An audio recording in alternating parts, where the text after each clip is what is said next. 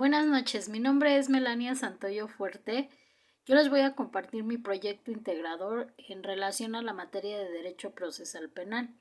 Mi clave del alumno es la MX001865, impartida por el profesor Manuel Treviño Benavides. En el presente trabajo abordaremos temas del derecho procesal penal, el cual constituye una de las ramas del derecho que ha interesado a legisladores, estudiantes y operadores debido a su vigencia y particularmente al novedoso sistema oral que en materia penal se ha implementado en nuestro país, con la intención de coadyuvar en la impartición de la justicia más equitativa y transparente. El derecho penal establece y regula el castigo a las conductas reprochables por el Estado cuando se convierten en crímenes o delitos.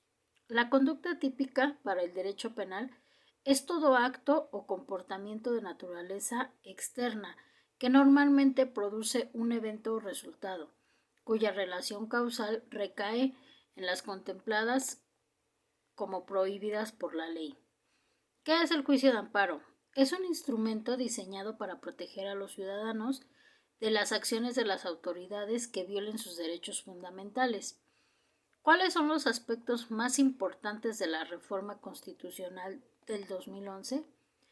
Esta presume una transformación profunda del juicio de amparo, pues se reconoce que este recurso debe establecerse como la misma ley suprema y fundamentarse en la Constitución.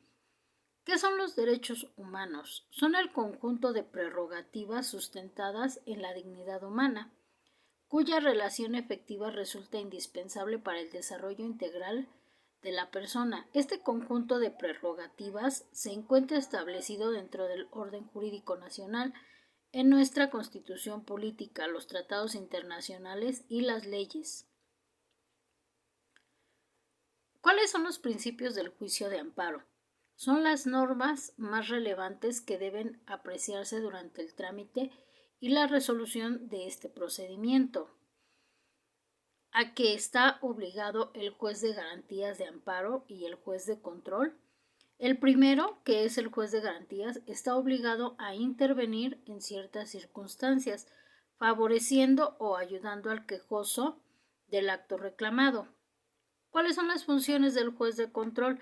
Tiene prohibido intervenir para suplir o ayudar sobre las diferencias que tengan alguna de las partes. Un informe justificado es de carácter obligatorio.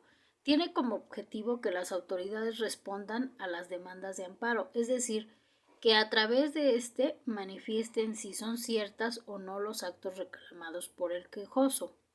Si son verdaderos, la autoridad responsable acreditará su constitucionalidad.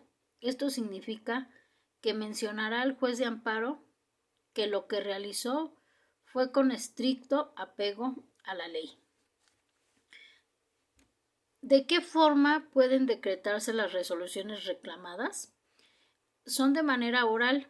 Las sentencias definitivas que por mandato del artículo 17 constitucional deben de ser explicadas en una audiencia pública, lo que hace que sean las resoluciones orales. La otra forma es de manera escrita.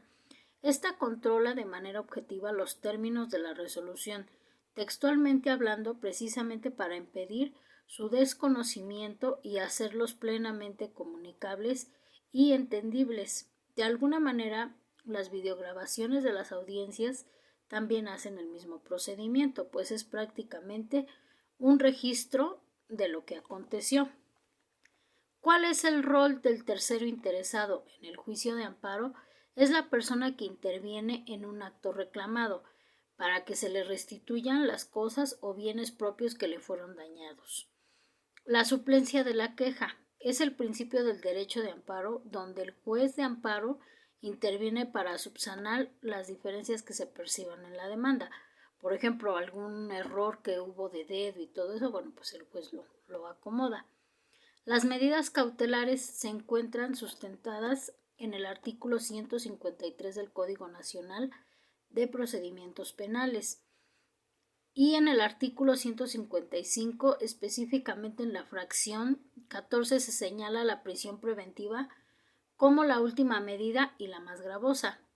¿En qué artículos de la Constitución Política de los Estados Unidos Mexicanos se regula el cambio de situación jurídica? En los artículos 19 y 20 constitucionales. ¿En qué consiste la suspensión del acto reclamado? Su finalidad es que no se ejecuten materialmente los actos y no queden irreparables, consumadas las violaciones alegadas. Además, tiende a preservar la materia del juicio y a evitar que el quejoso resienta perjuicios irreparables contra la ejecución del acto reclamado. En conclusión, podemos decir que el juicio de amparo es un instrumento diseñado para proteger a los ciudadanos de las acciones de las autoridades que violen sus derechos fundamentales, que se encuentran establecidos dentro del orden jurídico nacional, en nuestra Constitución Política, tratados internacionales y las leyes, pues en esta se reconoce este recurso debe establecerse como una ley suprema y fundamentarse en la Constitución. Bueno, pues esto es todo lo que yo quiero compartirles. Que tengan buena noche.